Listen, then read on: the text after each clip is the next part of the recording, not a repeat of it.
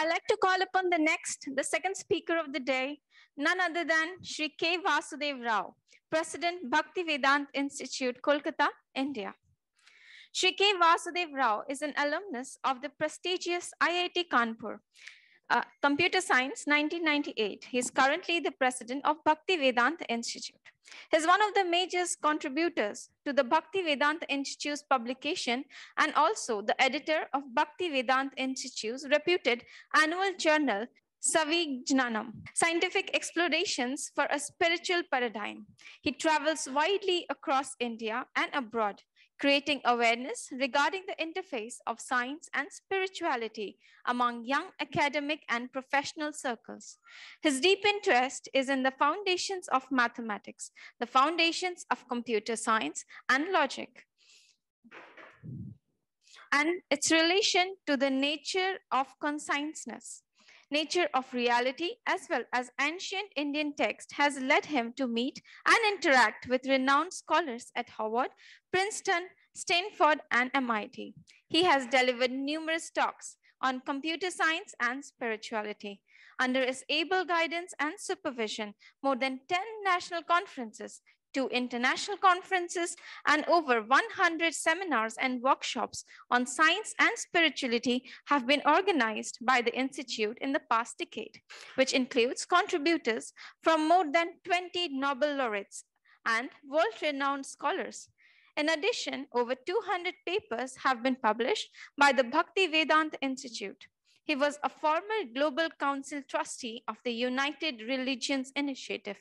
Please put your hands together and invite Shri K. Vasudeva Rao onto the dais. So, good morning, namaskar. And it gives me immense happiness to see so many minds wants to understand memory. And thank you for coming and making this event a grand success. And to my previous speakers, they have taken us deep into the intricacies of memory. And where we stand, it reminds me Newton's quote. It's like an ocean. We're like a small boys standing and trying to play with some pebbles.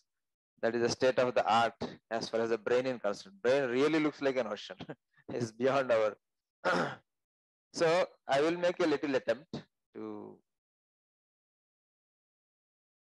explore about mind, memory, and purpose from our Indian Vedantic understanding. One caution is that Vedantic model is there, but the details are not there. So therefore, the details are my understanding or my interpretation. Don't think that whatever I say is there exactly in the Vedanta. Okay? So that distinction is there, you have to understand. But we are trying to understand how the Vedantic model, what they talk about, how it could correspond to our present day understanding of science. This is the attempt. So therefore, there is always a gap. There is always an area where things are not exactly stated in the scriptures, but we can try to guess or understand what they could mean, what the modern scientific data or revelation they could mean. So this is dedication to Dr. T.D. Singh. We have not talked about Dr. T.D. Singh much. So I have made few slides to see his life. Just very short. My clock, please.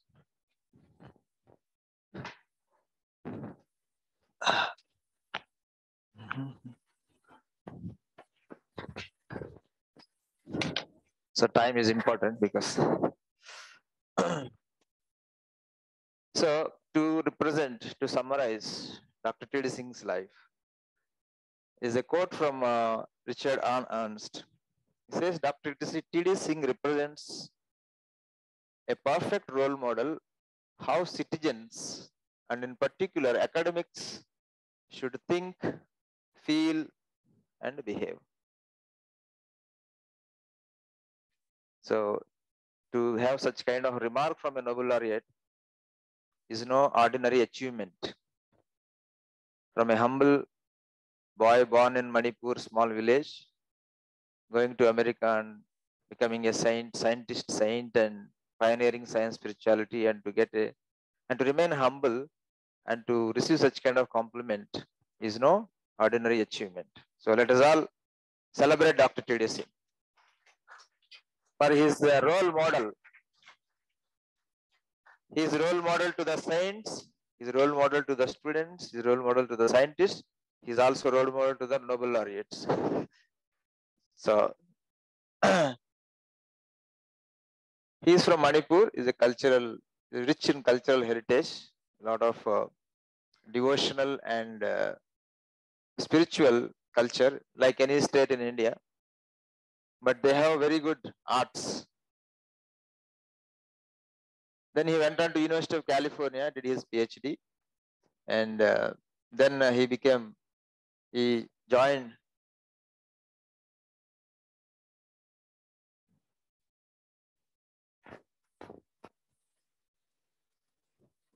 Okay, I will say next you operate. Previous, what is previous? Okay, next. And he interacted dozens of Nobel laureates, and they're all published in our books. Some of them are there. So these are the kind of interactions he had, with Professor Charles Towns, Nobel laureate in physics. So he says in India there is much more union between the two, science and spirituality, than there is in the West. So we should go back to that culture. Similarly, Professor Rana Arbor is a Nobel laureate in medicine. He says, although a biologist, I must confess that I do not understand how life came about, how biological molecules they come together to form a cell. So these are the kind of discussions he has with the Nobel laureates, and present them with the Vedantic paradigm and try to synthesize science spirituality. Next. So there are 50 plus books, and this is one of the popular books of Bhaktivedanta Institute. 7 Nobel laureates on science and spirituality. So when this book released, it was like a very big hit. A lot of copies were sold in last 20 years. And of course, there are other books. They are there. You can have a look at them. Next. And this is the ultimate compliment. Swarup Damodar is a first-class devotee. So to impress one's teacher is very not so easy, because teacher knows everything. How naughty we are, how sincere we are, he knows very much. So therefore, Swarup Damodar is a first-class devotee. Next.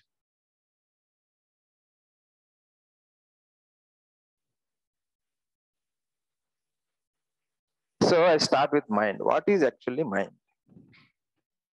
From there, I slowly build up as much as possible. What actually is mind? If you understand this, some extent, we cannot fully understand. And I think we can make some progress, and actually we can contribute to research of memory, research of mind, research of brain. Whether there is something beyond brain. So unless we understand these functions and see in ourselves those functions, how they are happening. So most interestingly, our brain and our mind itself is a laboratory for this research. One of the good laboratories, one of the important laboratories. So while the West is lost in the physical lab, we should get lost in both labs, in physical lab and also in the mental lab, because most of the questions that were not answered in the physical lab will be answered in the mental lab, because there we can do experiments only there on the mind. Next. So what is mind? I make a simple statement. Mind is that which I use it to think. Mind is that which I use it to think. So here there are 3 concepts: I, mind, and thinking. I, mind, and thinking. So I will try to go into 3 of them. Next. First is I. What is this I? Who is this I? So this I is nothing but soul, which is there in most of the spiritual traditions, but in Vedantic tradition, there is a lot of details about this.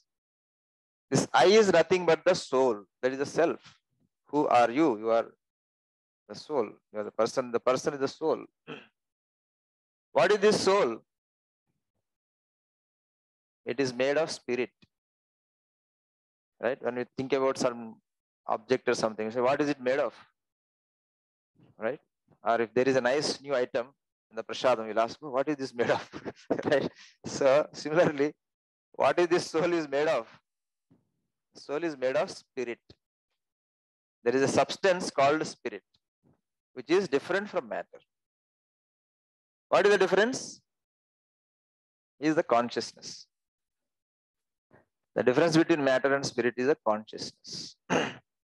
Consciousness is a fundamental property of a substance that is called spirit. And what is thinking? Thinking is one of the states of consciousness.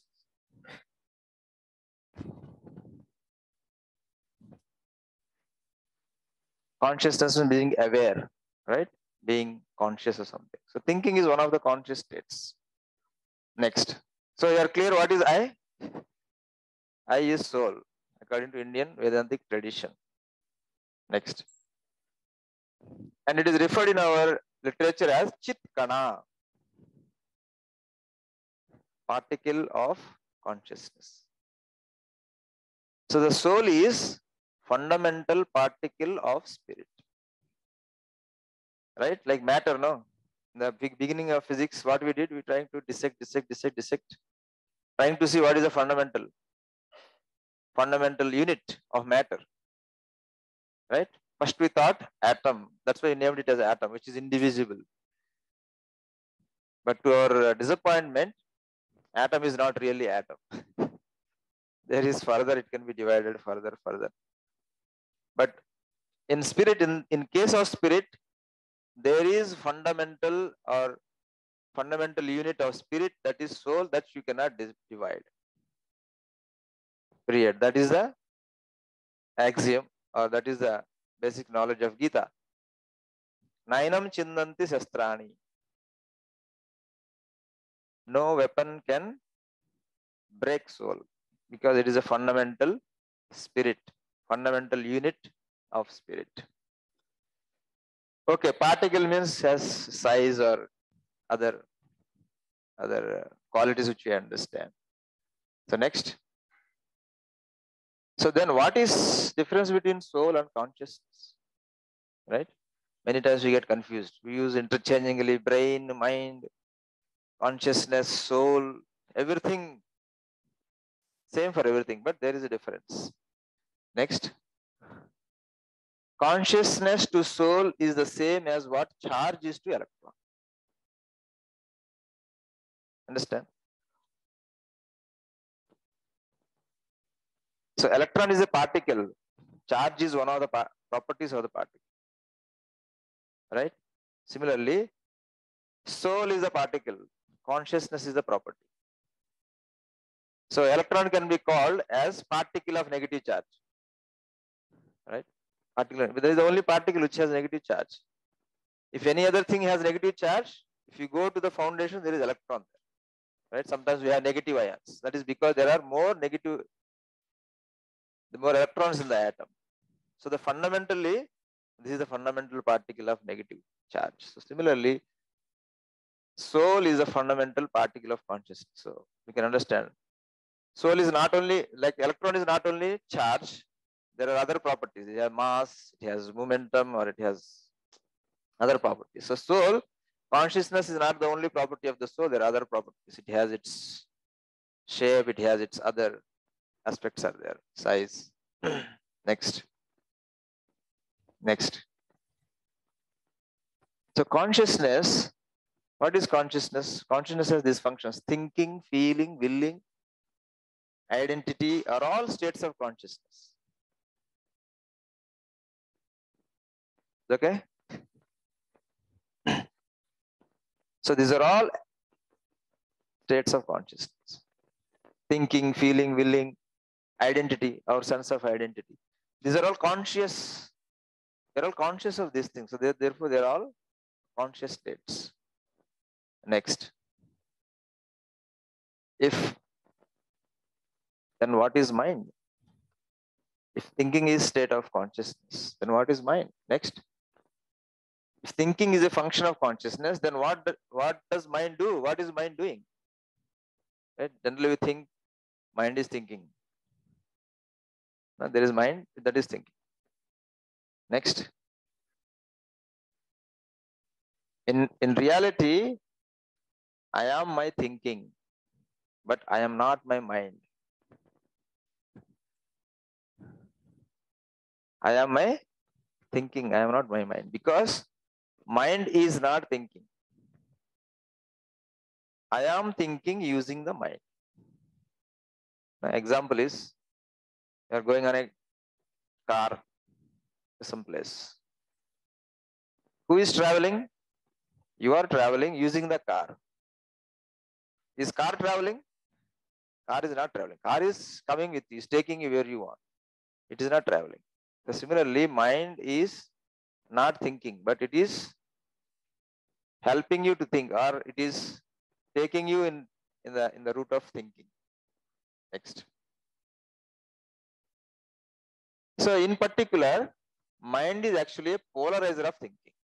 Mind doesn't think. It only polarizes the thinking of the soul, because thinking is a property of consciousness or of the soul. So the mind which we have, what it does? It manipulates, right? Like sometimes our friend, exam is coming, our friend is studying very hard. So we get some tension, he gets a lot of marks. So let us polarize him to some movies or to some cricket match, so that he also remains on our same level. Right? We polarize, right? So mind is like that, polarizing thinking. Soul is already thinking, but mind, what it does? It diverts its thinking or polarizes its thinking, manipulates or guides the thinking. So in our Vedic tradition, not only mind is called mana, and there is buddhi, there is also ahankar. These three are there. These three are binding the soul to the body. We will talk more about them in the coming slides. Next. This polarization can be understood using the spectacle, a simple example. Like I have the ability to see all colors, but as soon as I wear a spectacle with red glasses, I can only see red light. I can see everything red, right? Before there are VIBGR in the light, right? We all study VIBGR is there. Now I can see all VIBGR, but if I put a red glass, it polarizes my vision. Though I have the capacity to see all the colors, red glasses force me to see only in that wavelength, in the red only. So mind is like that. So though we have capacity to think many things in many directions, this physical mind, this mind which is given, which is binding us to this body, makes us to think only in particular wavelength, or only in particular consciousness, or only in particular direction. So that's what I meant by polarization. So what is the direction? Next. What is the direction? Is in the direction of your identity. We all have an identity, right? I think I am this body. So therefore, all my thoughts are centered around this. So the mind's purpose is to polarize our thoughts to present body or to present identity. This is the purpose of the mind. One of the main purposes. So therefore, engage your mind. Otherwise, mind will engage. Goal. What is the goal? Either case, you are in that same identity of the body. So when we work, basically we work on the basis of this body, right? Who I am. I am son of such and such. I am citizen of such and such. Right? I am student of such and such. This identity is all because of this body. The foundational identity for this life is this body. So therefore, mind makes us to think only in this identity. So if you do anything, if you do act anything, if you do any activity, this is basically based on this identity. And if you are free, then there is a danger of going out of this identity. So the what mind does, it engages you in the thoughts of past or future thoughts of this body, so that you remain in this identity. So that is the purpose of this mind. Next. So when you are idle, if you drive the mind, mind will drive in the way you want to think, in achieving something or doing something or planning something. But if you leave it idle, then it is on its own. It will make you think in certain direction related to this body. It could be your past, based mostly on your past experiences, past activities. So it has some pattern, like cache memory in the computer science. You get hit ratio of some 9.5 out of 10. So the most recent activities are the activities which you are most happy. Those kind of events or the thoughts, it will bring it to you.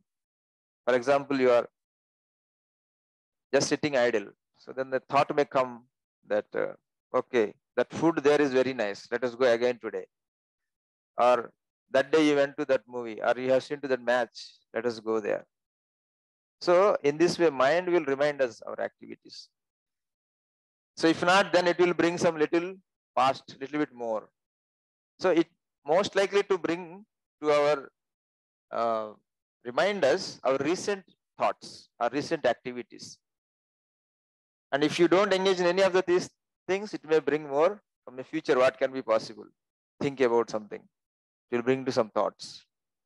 So in this way, mind is an autonomic entity also. Either you use it or it will use us. It will never stop. It is like a car which cannot be stopped. Right? You are put in a car which you cannot, there is no brake. There is only steering vehicle.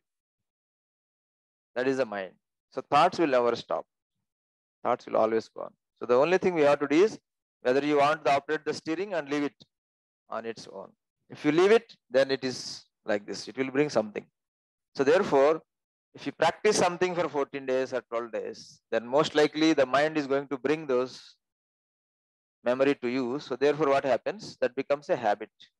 So that is good way. If you want to cultivate some good thing, habit, practice for 14 days, right? Then your mind, it becomes, one is natural, one becomes, it gets used to. Another is that its cache memory is filled with recent activities, right? Memories, cache memory is filled with recent activities. So therefore, it becomes a habit to you. Next. So now, where does the mind fit, right? Mind is below the soul. Soul means we are ourselves. We are using the mind. We are operating the mind. So the mind is below the soul, and it interacts with the brain, which interacts with the body, which controls the body. So therefore, brain is an interface between mind and the body. Or you can say mind is interface between the body and the soul. So therefore, whatever you want to do, first we think and we have intention, and then it gets transmitted. So the brain, it has a lot of functions. It acts like device drivers, it acts like memory, acts like microcontroller or processor, transmit emotional symptoms into the body. So the basically, the body, mind, they are so designed that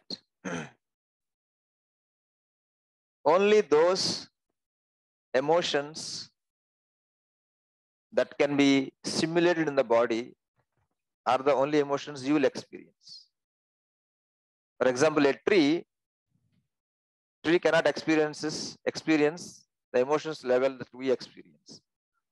Whatever those symptoms that can be manifested in that body, in that level, they experience that one. So that is how the soul is restrained, or what you can say, it is bound to the body, or it is limited by the body. Like I can see all the light, but red glass makes me see only the red light. So similarly, with this mind and the other subtle elements, what they do is that they bind soul to the body, and what the experience that soul can have is only through this body, and the thinking the body soul can have is only through this body or through this life. So this is the function of these subtle things between soul and other things. Next, other functions. Mind receives sense inputs through brain and present them to the soul. For example, we eat, we touch something. So it converts into electrical signal, goes to the brain, and then it prepares it in such a way. Then the mind in a makes it more subtle form, converts into more subtle form, and presents it to the soul in such a way that mind, actually soul can actually perceive. So in a sense, whatever we sense using any of the senses, it first goes to the mind, brain, and from there it goes to the mind, and soul experiences those mental states of the sense inputs, and then pass intention of the soul to the brain. For example, I want to lift this hand. Intention, I want to lift. Who is actually desired this hand to be lifted? Did brain desire? Did mind desire? Who desired? So it is the subject, the soul who desired, but that has to be translated. So the mind acts as a two-way communication, passing the intentions of the soul to the body through brain, and also passing the sensory inputs to brain to through from the brain to the soul. So it also acts like a binding the inputs, and it also binds the soul to the body through brain. It's like a glue, fevicol. This mind, there are other couple of elements, they act like a fevicol so that the soul is attached to this body. Next. So we talked about the thinking. Thinking is restrained to our identity, right? What is identity? What you believe or think about yourself instantaneously is called the experience of identity, right? Identity, you have an experience. Who am I? Who am I is an experience, right? I have an thinking. So every conscious experience is not thinking. Thinking is contemplation of experiences. Are you getting? For example, if I touch something, I have experience of touching. It is not a thinking.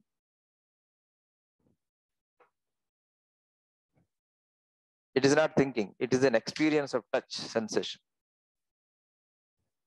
But thinking is a contemplation of experiences of the past or possible future experiences. Okay, next. And thinking is always in context to our identity. This is what the mind does. If identity is changed, right? If identity is changed, your thinking will change. So therefore, identity is very, very important.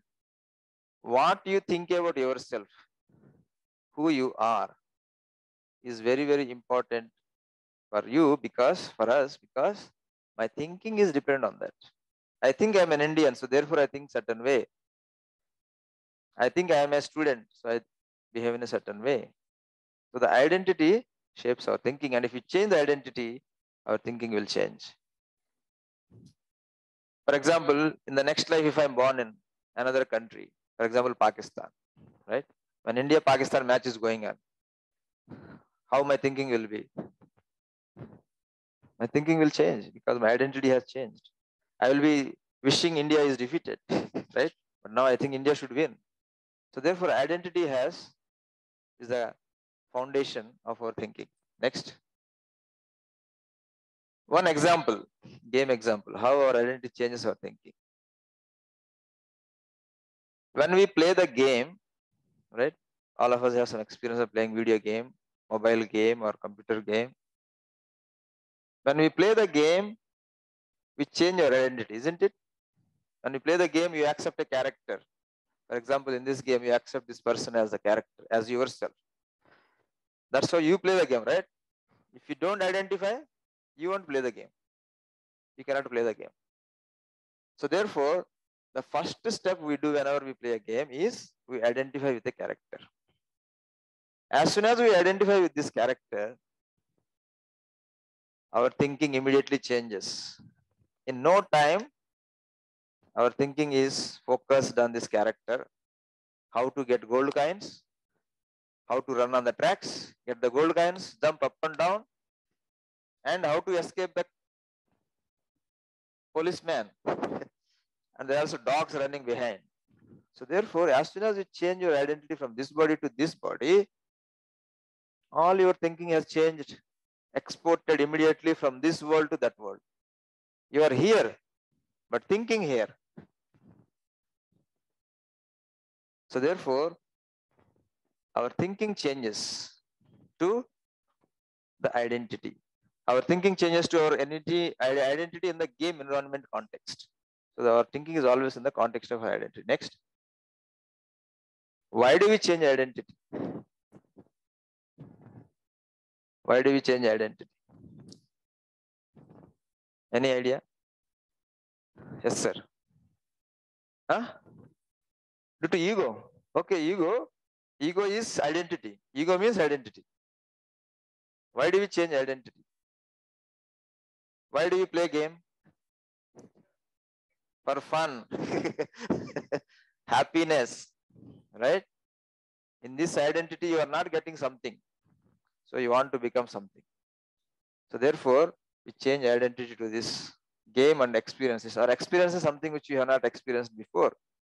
So it's basically driven by our sense of happiness. You want to derive happiness through something which is not available from this identity. Yeah, similarly, this mask, some people keep mask, right? And go to parties, keep their identity, right? So you want to have fun in the party without revealing who you are. And after that, remove the mask and you are again gentleman, right? Something like that. So next. So the why do we change our identity is the happiness. So the happiness is the root cause or search for happiness. Could be material, spiritual, mental, whatever it is. But the basic driving force of the soul is the happiness. Happiness drives what we do. The basic thing, identity itself, we change. Next. Previous. Similarly, next, Prabhuji. It is the same happiness. It is the same search for happiness that now we have accepted this identity. We are searching for some happiness. So God being very kind, He arranged this wonderful universe where you can take identity whatever you like and play whatever way you like. So for example, this life I tried to become IAS, tried and died. Could not satisfy. Right? But God will give me some point, suitable body, mind, intelligence, where I can become an IAS officer. So that is how our desire happiness is guiding our identity. Next.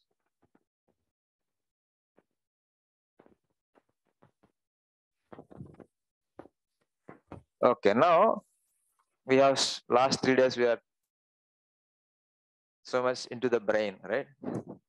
So for this identity also, there is the brain, there is some areas which are active when we have sense of identity. When we get into sense of identity, there are brain areas. For example, our Ramji has talked about these regions. In this region, it's called the medial frontal cortex. There is an area called BA10. If you cross section this area, if you see the right side brain, right? If you cross section like this, you can see this BA. These are BA numbers. 1, 2, 3, this is 10, 9, 10 and 9. So the BA10 active when we focus on our own identity. When you think about yourself, that brain, that area gets, point is not working. Where? Switch. Can you come here? Oh, right.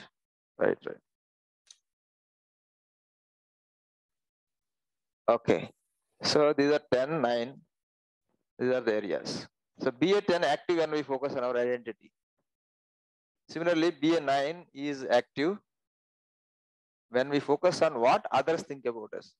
Right? Identity, we have two crises. Two identity crises. One is who am I, and what others think who am I. These are the two crises which we spend our whole life. So therefore, brain is definitely involved in identity process, but brain itself is not the only entity that is responsible for identity. It's like we know that this is active here, but we don't know what it is doing.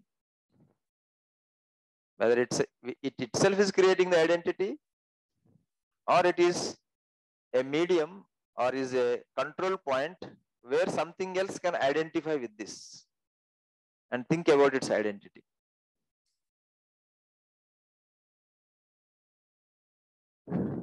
So, in fact,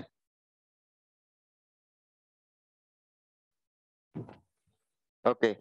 So now I will tell you, suppose if you want to change your identity, what are the requirements? We have seen the video game and we have seen our life. So now you think you are the God.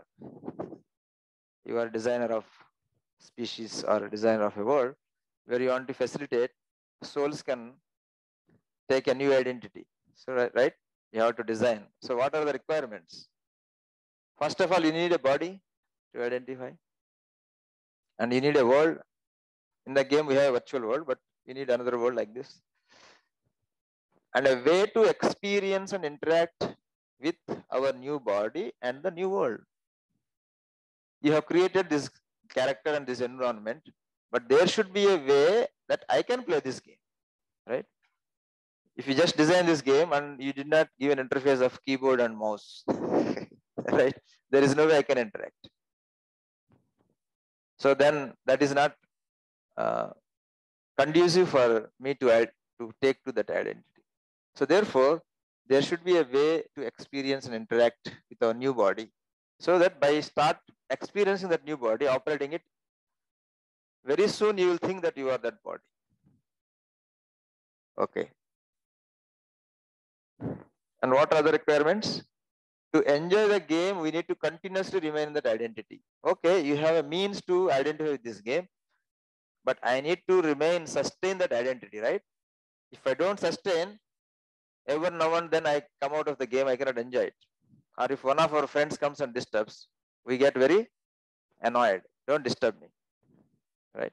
So if you want to enjoy your new identity, another necessity is that you have to sustain the identity. You have to remain that identity. What is other? Forget our previous identity. If you remember both, you cannot enjoy. When you go to a movie, you have to forget that tomorrow there is exam. Otherwise, you cannot enjoy the movie. Similarly, when you want to enjoy the new identity, necessity is that you have to forget that previous identity. And then forget our previous world. I have to forget where I am here. So slowly I get into the game, I forget I'm sitting in the game, I'm sitting in the chair. Very soon I think I'm running on the tracks. Right? So I forget my identity. Forget our previous relationships. Right? Now I have only relationship I have is this police and these dogs. I forgot about my teacher who wants me to study because tomorrow is exam. That relationship has to go. And then another very important relationship, my mother, always troubling me to study and study and study.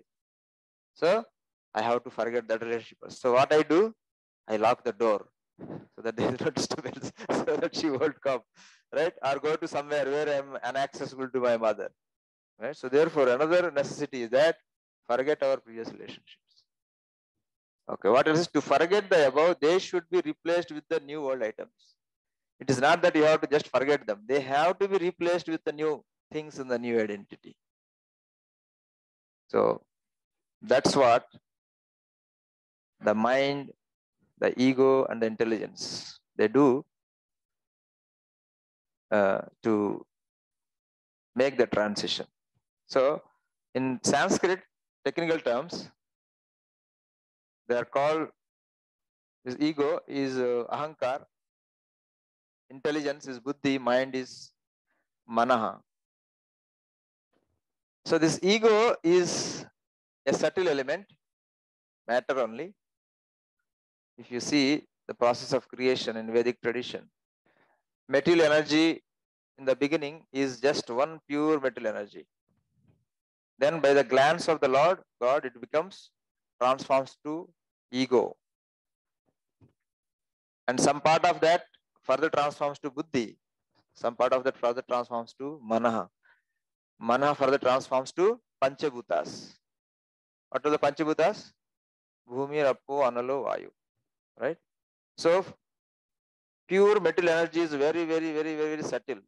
Slowly, slowly it gets gross, gross, gross, and finally they become fundamental particles. Panchabhutas, then fundamental particles of different things, gross elements. So what roles they play? Ego, Sanskrit name is ahankar, right? Ahankar. Aham means I. Kara means ness, I-ness. So the name itself is, the Lord has kept the name in such a way to this element, ahankar, identity. It is the element which manipulates your identity or polarizes your identity. So therefore, forget our previous identity is a function done by the ahankar, ego. And then the mind is the one which sustains that ahankar, which sustains our identity, right? Once you identify with the game or identify with the body, mind tricks us to think always in relation to this body. So therefore, mind sustains our identity. So to enjoy the game, we need to continuously remain in that identity, that is in my mind. Forget our previous world, so therefore we need a new world, this one here, or in the game is the animated world.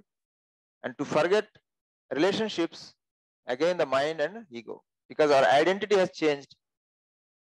Ego provides new relationships. So I think this is my country, my teacher, my father, my mother, my friend. So the identity automatically gives rise to relationships. So the ego takes that role, buddhi. Okay, next. So how does the soul enter into the game character body? It keeps, along with the gross body, you enter into this. You are not directly entering, you are sitting outside, but through the mind and ego, you are identifying with that body. Okay, make it a little fast.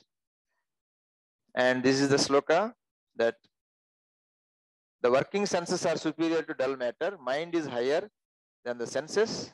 Intelligence is still higher than the mind, and he, the soul, is even higher. So you are the driver of everything here. But because of our desire for happiness of something, we get into this, and we are also influenced by this. So this will help a little bit to understand how things interact.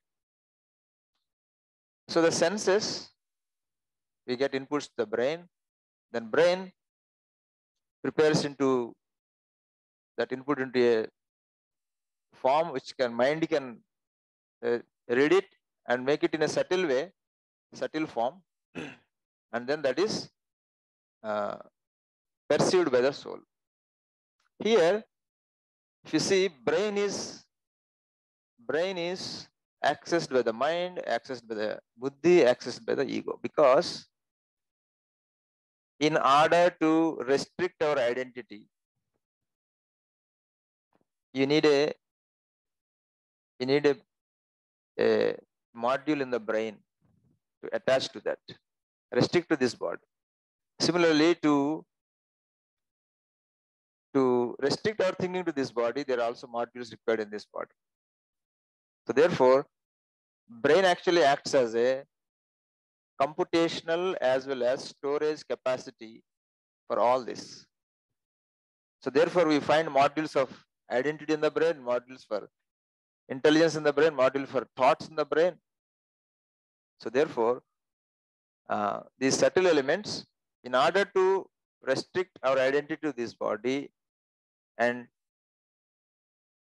feel our emotions through this body, do our thinking through this body and experience the sensory inputs through this body. The brain is a kind of a common place for computation as well as storage, processing, because the neurons are very interesting. They do the storage also, they do storage also, they do processing also. So Krishna has designed something which does the both storage and memory. We have memory is different, processor is different. But Krishna has designed something, God has designed something where same thing acts as, and it is very, very, as the research goes more and more, we will have more understanding. Similarly, here the soul interacts with the ahankar because identity is influenced by the ahankar. And then intelligence, buddhi. If you want to do some procedural things, intelligence actually we get involved. It's not only the brain, we ourselves think what is to be done. And when we write some algorithms, the intelligence, this intelligence uses the computation resource of the brain, storage resource of the brain, and achieve whatever you want to do. So it is both physical as well as psychological and spiritual aspect to the intelligence processing procedures. Once you arrive at some algorithm, you don't need to think about that again. The intelligence will store them and do whatever is required next time. So similarly, mind, for the thoughts of the soul to restrict to the brain, it has to interact with the brain, which we have already talked before also. So this is a kind of some initial diagram, how it can. Then now coming to our, Prabhu, can you remove this? Yeah, the memory hierarchy. What types of memories that are all could be there in us? So should we come top down or bottom up? Okay, we come from the bottom up. So in the body we have also memory like muscle memory, right? Suppose you are doing a same work for a lot of time, your body learns, remembers this person is lifting 50 kgs. Now I have to improve for the next time. So there is a kind of memory in the body, the gross action. Then in the brain, there is memory of the gross sense inputs. When you sense something, it stores in the brain, which is perceived by the mind. So it may also store for a long time. So therefore, sense inputs, the brain stores. Then the mind stores the mental states, encoded mental states, encoded thinking, because mind cannot think. Thinking is not property of mind, but it encodes mental states in such a way that later it can use to influence our thinking or can store in the brain, because it also uses the brain as a common storage and processing. And then the intelligence, it stores algorithms or procedures, right? Because we don't need to think about the same thing. For example, when you learn the driving, so there is an intelligent part. After some time, we get used to it. So there is a procedural part, there is a muscular part, so there is a lot of memory. So intelligence memorizes the procedures or intelligent algorithms. And then ego's memory is false identity. It remembers your false identity, right? In the night, we dream. In the dream, we are enter into some dream body, but when we get up again, we get up as the same person who slept. So therefore, where is this maintained? Where is this identity is maintained? Right? Sometimes you get up from a dream, for a few seconds you don't understand who you are, where you are. Right? You have this experience, but then again, this ego, false identity, ego where it is programmed or stored about our identity, it remains. Then the soul is a memory of conscious states. Whatever you have experienced, that experience is stored there. Experiences, identity, these are all thinking, feeling, willing, they are all, we experience there and they are stored there. But they are all manipulated by this, restricted by this ego, intelligence and mind, so that we remain in this body, in this identity. We are grounded here and we can enjoy this life. Because if we lose the identity, then we cannot enjoy this life. So therefore, this whole system, there is so many memories are there. There are so different kinds of memories are there. And they all have their own times. Once this body is changed, these algorithms may be lost because there may be some of them are stored in the brain which are relevant to the body, specific to the body. So that we don't have no understanding, but just thinking. Because when I change this body to another body, for example, a bird's body, now these all algorithms will change, the flying and all those things. For walking, algorithms will be lost. So therefore, there is a complex interaction of brain, mind, intelligence, ego, and soul. A great interaction is going on here. So there is a hierarchy of memory. And one more element which I have not brought in here is the super soul. Super soul who can directly interact with our ego, interact with us, interact with the ego, interact with intelligence, interact with our mind, interact with the brain, senses, everything. That I have not brought it here, but in Gita it is clearly stated. In this body there are two. One is soul, another is super soul. Both are there. So therefore Krishna says, Matta smritir gnanam apohanam cha. From me comes knowledge, remembrance, and forgetfulness. So it is not only we try to remember and mind trying to do, but there is also Krishna here who is sanctioning that interaction, depending on what is good for us, what is not good for us, what we deserve, what we don't deserve. So therefore, the role of super soul, as mentioned in the Gita, as a witness, upadrishta anumanta, is a witness and permitter. Anumanta means one who approves. Anumanta. So there is super soul here.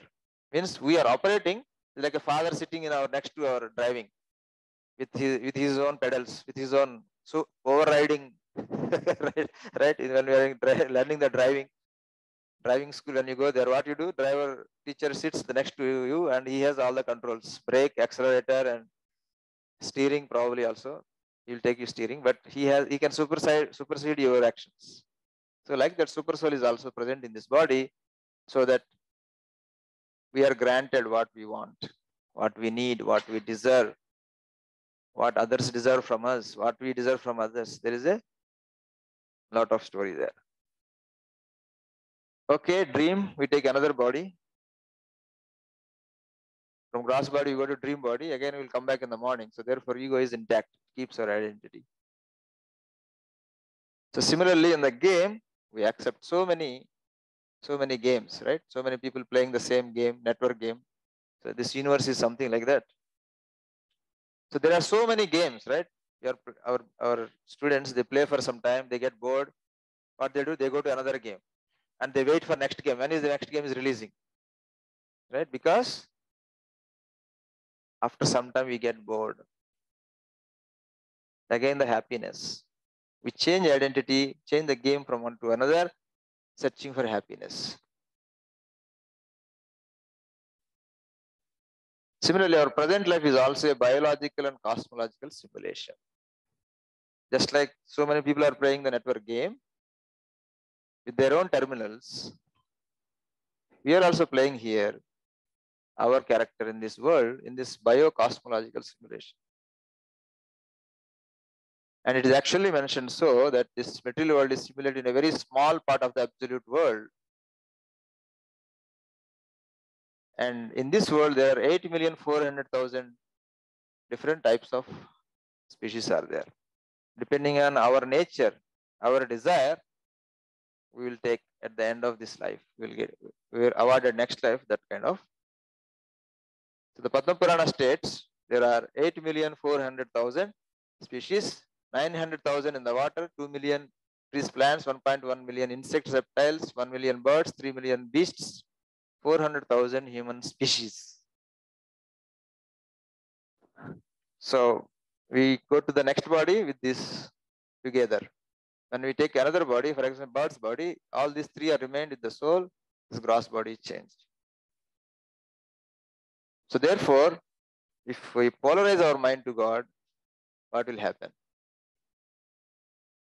Whatever state of being one remembers when he quits his body, O son of Kunti, that state he will attain without a fail. See, memory has so much consequences for us. This conference is so much consequences for us because whatever you remember, memory, whatever your memory is at the time of the death, that birth you are going to get. If my mind, if my memory is like a human memory, I will get a human body. If my memory and mind is like a dog's mind or memory, then I'll get a dog's body. Or if I'm like a bird, I'm always trying to fly or always trying to run, maybe I become a horse.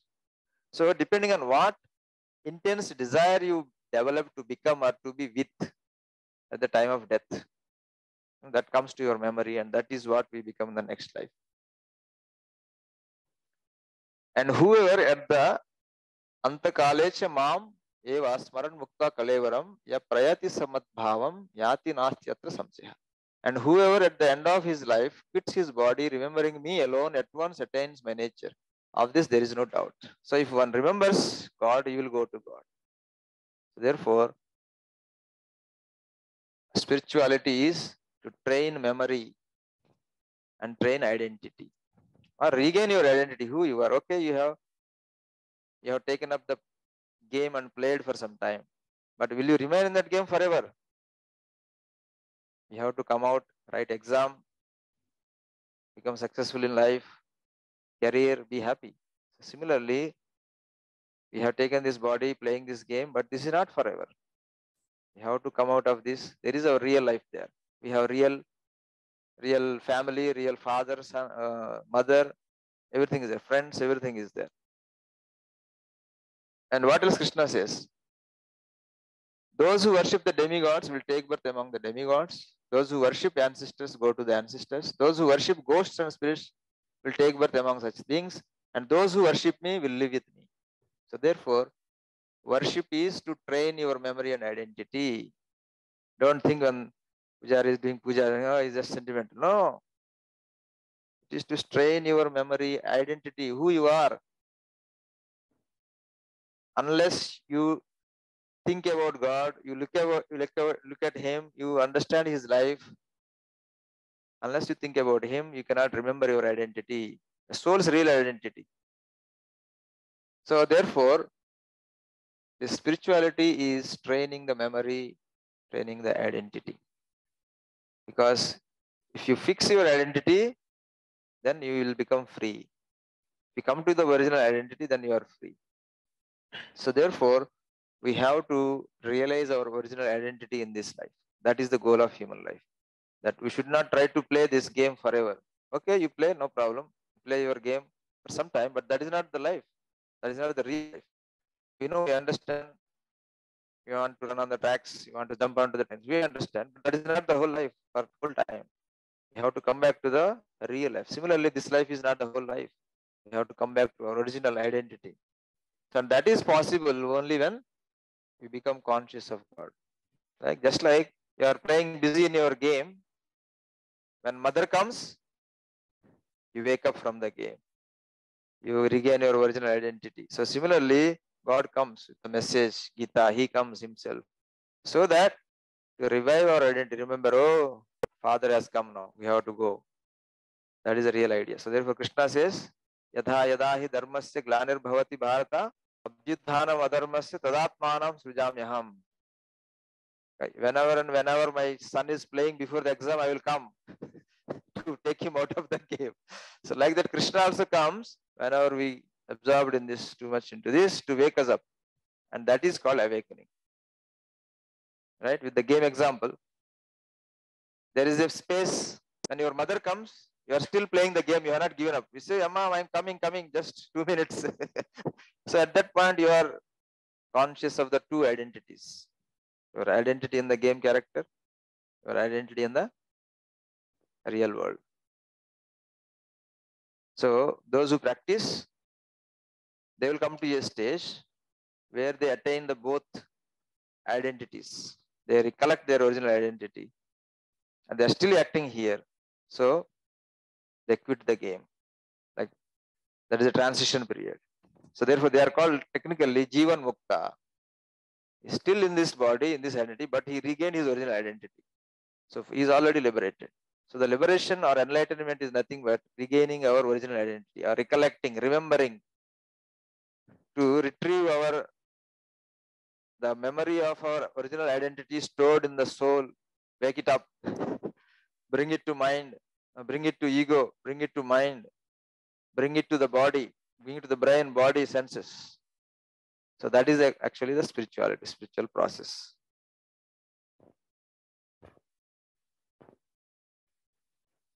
So happiness, if you want to be really happiness, we should be very careful with two things, right? Number one, what we put in our stomach. We should be very careful if you want to be happy, because in temptation you eat something and then you have to suffer. Similarly, what we put in our mind, because mind will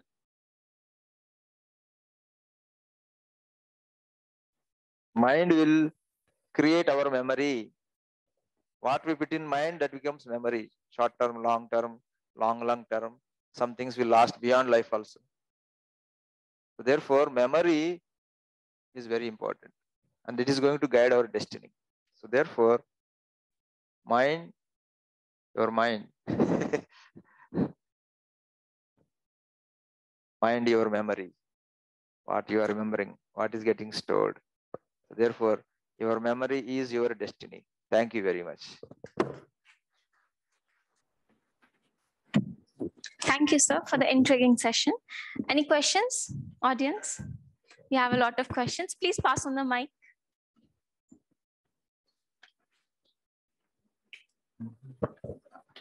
Thank you, Prabhu, so much for your talk.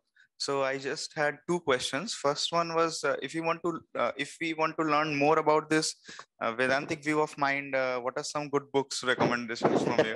And the second one is a kind of a metaphysical question that I've been thinking about for a long time. So if you're here, kind of an authority on the subject, so I think it's best to ask you.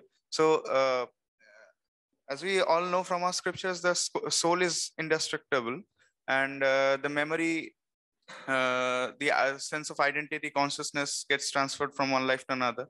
So as we know from our human history in the past few centuries, population has been continuously increasing. Like in the beginning of the 20th century, it was kind of 1 billion, and now it's 7.5 billion. So, and if we accept the premise that each person has a soul, so it seems like kind of the Souls number are increasing. So how can these two views increase in the number of physical bodies and the constancy in the I don't want to use the word amount. I got your question. How this can be reconciled? Your second question first, that when you're counting the physical body, are you counting all the physical bodies? Plants, trees, insects, bacteria? We are not counting. We are only seeing human population and seeing.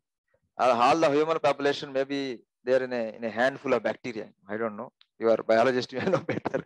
So we are not counting all the physical bodies, number one. Number two, this is not the only universe, material universe. There are many material universes. So it is possible that in the next life you can go to another universe also. Possibility is there. So therefore, souls are always constant. Na jayate muryate va kadachin na bhutva bhavitava na bhuya ajo nityo shashvatoyam purana na hanyate hanyamane sharire. This point Krishna wants to establish so badly, so desperately. So therefore he uses so aja, he is not born. Nitya, eternal, shashvata, permanent. You are permanent. You will not merge into something and lose you. You are always permanent. Aja nitya shashvata, purana, na hanyate hanyamane sharire. So therefore, number of souls is fixed. And your first question, a lot of books there, you can go through them. Especially there is Vedanta Science series by Dr. T.D. Singh, 1 and 2, very good. And Bhagavad Gita by Srila Prabhupada, A.C. Bhaktivedanta Swami. And then there is Bhagavatam, you go later on. More details are there. In this, there is third canto, the process of creation is there, how from pure material energy, how ego comes into picture, and then intelligence comes into picture, identity. Can you switch off that mobile, Prabhuji? Can all of us put into silent mode? Can we have at least this much discipline in the hall? So it is Bhagavatam, you take it up a little later and start. And where are you from? I'm from currently from my home is in Durgapur, but I stay in Kolkata for studies. Where do you study? SSKM Medical College, PG. SSK Medical College. Okay. So in Kolkata, we are sometimes organizing some events. You can participate. And in Kalyani, we have weekly classes. Okay. So you can be in touch and participate in some of our programs. You'll slowly get used and talk to some of our. In Kalyani, near SBI Bank, there is a hostel. Near Iser, there is a State Bank of India ATM opposite 7th gate. Online, offline class. Every week Saturday there is a class. So our members are there. They come sometimes. We also come there. Yeah, is there. So you can participate. So okay, next question. The mind you said is mana. I found in other places is chitta. In Bhagavad Gita, it is used man. So, Chitta, there is sometimes some confusion. We can keep it aside for the time being. Okay, focus on mind. Think it as a mind. Yeah. Because sometimes Chit goes to consciousness. So, in case in the beginning is little. Sometimes they use it interchangeably. Sometimes they use it. Chitta. Sometimes they use it for mind also.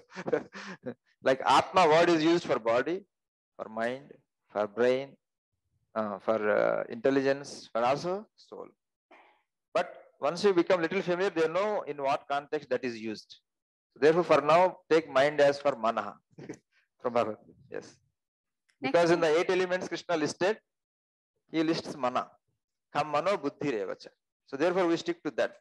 So when Krishna systematically dividing the elements and giving names, we stick to that.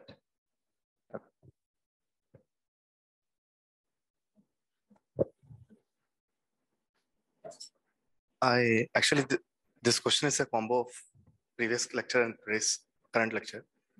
Like where we said in the initial slides, the brain is the connecting factor between soul and memory. That is a little simplified. Later on, I expanded to mana, buddhi, ahankar in between.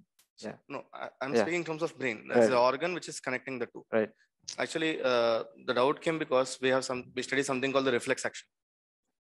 Anything below the neck, like if I'm touching a hot plate, I remove my finger. That act, the very act to remove the hand from the finger, will that also be considered as a memory? Number one, that was for the previous speaker. And here also, again, I'm touching the plate, the hand is coming up. So is that also is it under mind? Because in science we say that reflex action, by the time the signal comes to the brain, we have already taken the output. So it is not the brain that is controlling. Right. So in that sense. Yeah. So intelligence, as I said, like we have a memory in the physical level now.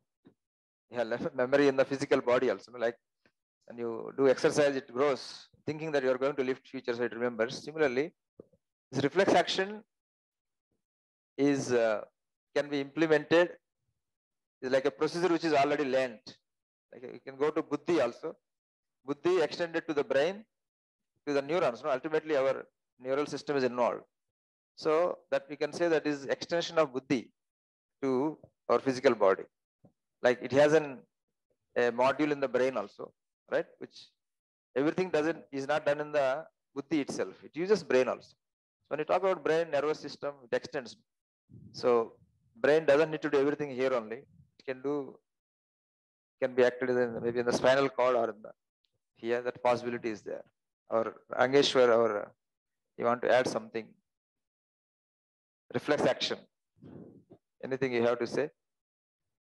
Yeah, this is an intelligent action, but intelligent action you don't need to think all the time. It is already thought before. Once it is hard, we take it out. So that becomes a intelligence algorithm already established. When heart is touched, remove it. So that can be stored in the brain, or it can be in the spinal, wherever it is. It is possible for quickest for the body. So yeah, where it triggers? Brain. Yeah. Okay. Thank you, sir. Next question. Is there Can we have on? the mic? Presentation. I've got two questions. Number one is a little utilitarian in sense, in the sense Sorry? like, the first question I have is, you have spoken about the role of identity in our lives. Okay. So I'm curious to know whether if I am in control of my identity, if I know I have a certain identity and there is a manifested reality outside, okay, I'm interacting. So purely from a point of view of utility, if I want to change my identity, I assume myself to be somebody else. Okay. Will that has a causal effect, effect on the reality around me?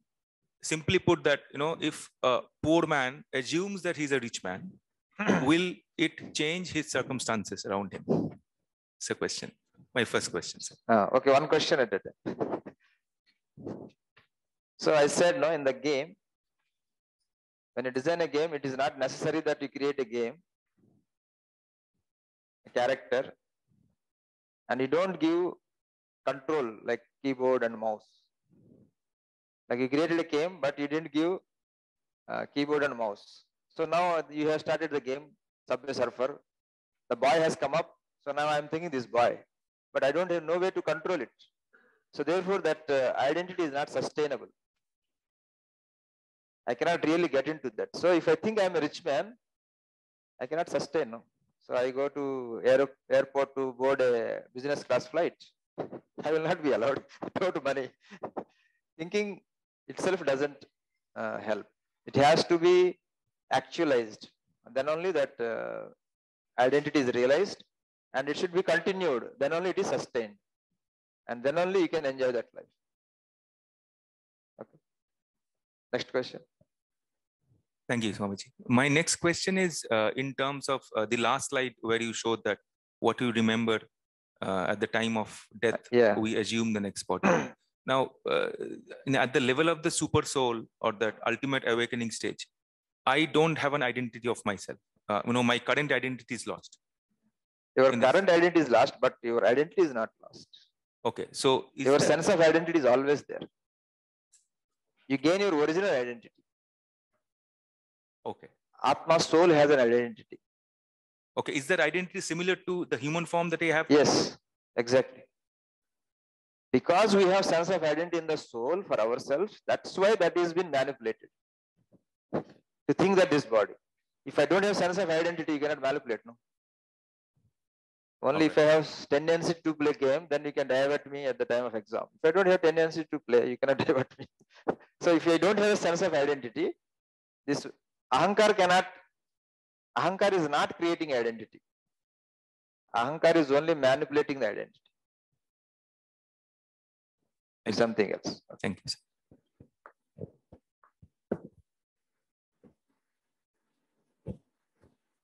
There, here, and then here. Hare Krishna Maharaj, Dandavat Pranam. I just want to know. Can you keep the mic a little close? Dandavat Pranam Maharaj. I have some question about this past lectures. It's regards to some people could see the faraway places exactly. Even they can also sketch it. So how could it possible? It's a long-term memory. I just want to know about in detail about it. Exact pictures also. This everything, and it's about like enlightened souls. We can say like gurus and all. So I want in depth of that. Okay. Normally we see what we see through the eyes, right? Or what we see through the eyes through some TV, right? Now you are talking about some paranormal, right? Not normal. For example, our Sanjaya, Bhagavad Gita starts with paranormal vision, right? He's sitting in Dhritarashtra and looking at Kurukshetra. He's watching everything and relating to Dhritarashtra. So how could he see that? It is possible because of Paramatma. Because Vasudeva gave blessings that he have the ability to see there. So therefore, Paramatma is enabling that because he is seeing everything. In the two things that are there in our body, soul and super soul, what is the difference? It is there in the 13th chapter. The difference between soul and super soul. Soul is only conscious of this body. Right? I am conscious of this body.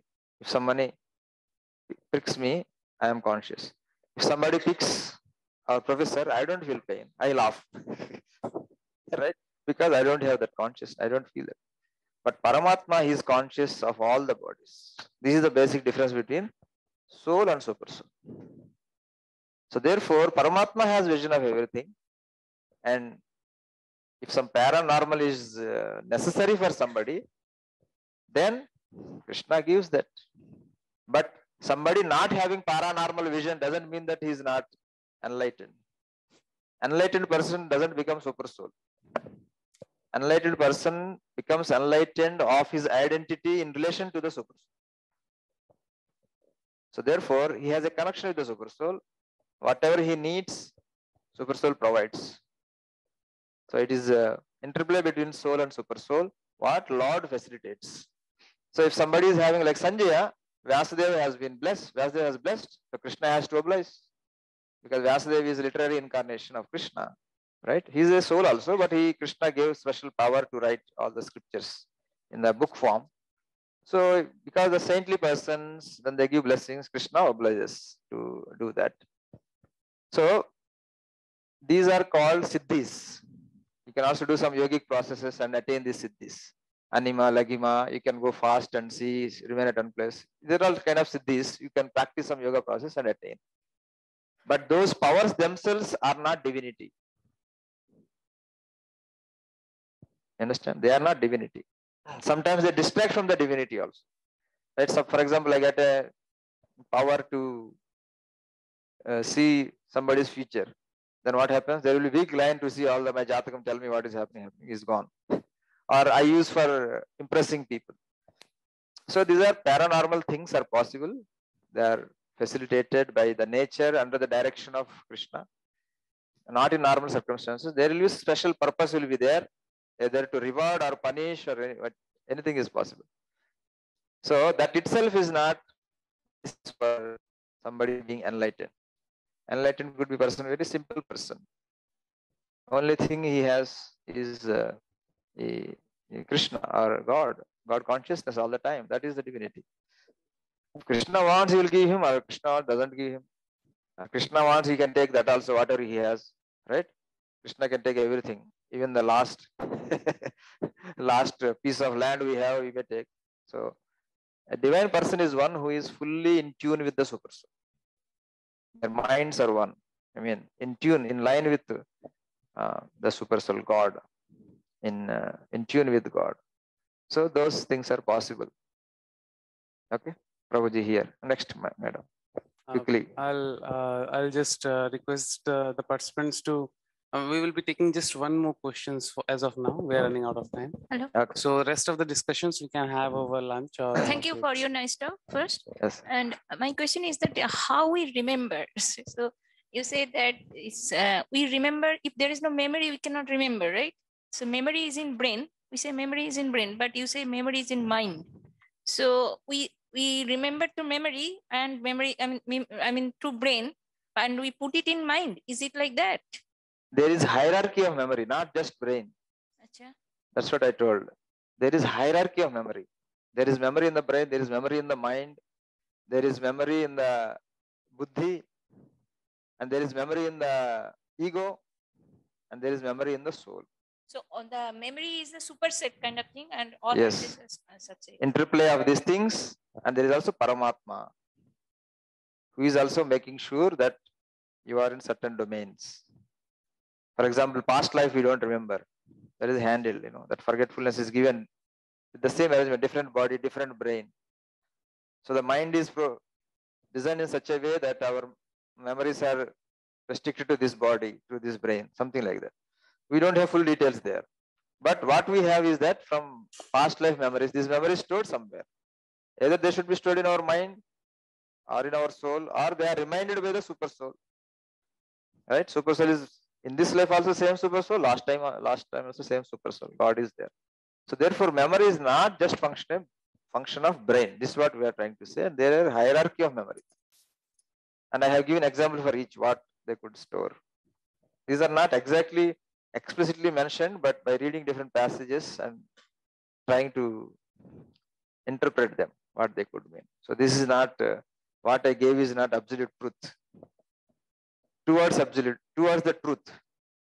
So these things can help us in our research by not just focusing only on brain. And we look for examples where this premise is that all memory is in the brain, whether it is true or not. So we can be open about it and see some model somewhere.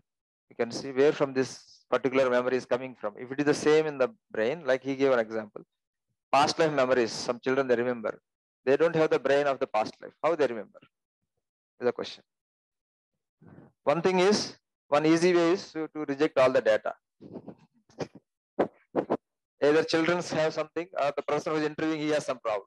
That is one way. But the other way is that take the data and see, be open about it and think about it. Oh, that means the memory is possible something beyond brain also, then what it is. So that opens up our minds to further research, and that may be helpful. That is it. I'm giving some model to think in that direction based on what scripture is saying and based on what we understand. Yeah, it is again, constant is there in my understanding and what we understand. We are trying to understand because scripture has not talked at the level of neuron. It did not speak at that is not the purpose of the scripture. Scripture purpose is to enlighten us about our purpose of our life, purpose of this body, brain, mind. What is the purpose? So I try to put the purpose by giving example of the game and giving, this is the hierarchy of memories. And they all have a purpose. This has a purpose. This has a purpose. This has a purpose. This has a purpose. This has a purpose. This is always there. This is eternal. These are all given to us because we want to enjoy in this world, material world. So this subtle body, gross body is given to us. So therefore they have a purpose for this world, for us to act in this world. So I'm trying to bring those purposes. So these purposes, if we understand the purpose, then we can have better understanding of the brain function rather than get lost only in the few neuron networks. Right? At the end, we will not be able to study 100 billion neurons, but our life is limited. Neurons are unlimited. Our life is limited. So we should make best use of both science as well as spirituality. So that is the message. Thank you very much. Thank you, Swamiji.